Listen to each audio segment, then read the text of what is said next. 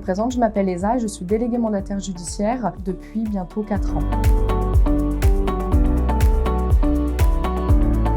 Être mandataire au sein de l'UDAF, c'était une personne physique au sein de l'association qui a été mandatée par le juge des tutelles pour assister des majeurs protégés dans le cadre d'une mesure de curatelle ou pour représenter un majeur protégé dans le cadre d'une mesure de tutelle. Il est important de souligner que c'est l'UDAF qui a été mandaté par le juge des tutelles et non la personne physique référente de votre dossier qui vous accompagnera au quotidien. Être mandataire au sein d'une association, c'est une force supplémentaire car l'UDAF bénéficie de plusieurs services qui viennent en appui de notre accompagnement. Il y a 4 services qui vient en appui à nous. Un pôle patrimoine, un pôle comptabilité, un pôle courrier et un accueil physique et téléphonique. Le service mandataire judiciaire à l'UDAF a mis en place des points techniques réguliers pour pouvoir échanger sur les situations les plus compliquées. Être mandataire à l'UDAF, c'est être un professionnel entouré de collaborateurs, de partenaires, de services et de dispositifs pour agir dans l'intérêt de la personne protégée. Comment on devient mandataire? Pour devenir mandataire, il faut obtenir le CNC, le Certificat national de compétences pour la protection des majeurs. Pour pouvoir être admis au sein du CNC, il faut être titulaire d'un diplôme équivalent à un Bac+2 ou justifié d'une ancienneté de 3 ans dans un emploi exigeant un diplôme ou titre de ce même niveau. À la suite de l'acquisition de ce diplôme, il faut prêter serment auprès du tribunal judiciaire. Attention, prochainement, le CNC sera remplacé par une licence professionnelle.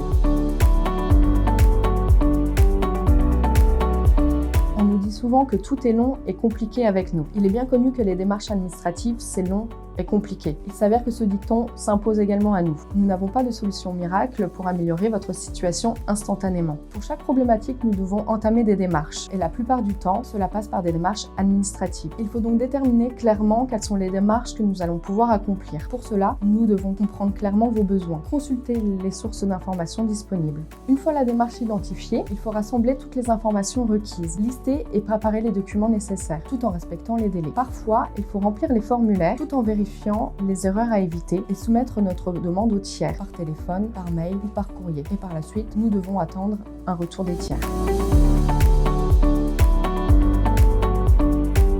C'est nous qui allons régler tous vos problèmes? La réponse est non. Pourquoi? Parce qu'un mandataire ne peut pas régler tous vos problèmes sans votre adhésion. Vous êtes également la personne qui va être actrice de votre accompagnement. Un mandataire est là pour agir dans votre intérêt dans le cadre d'un mandat de protection. Il ne peut pas aller au-delà de ce qui est défini dans le jugement. Il sera là pour vous assister et ou vous représenter dans certaines démarches selon votre mesure de protection.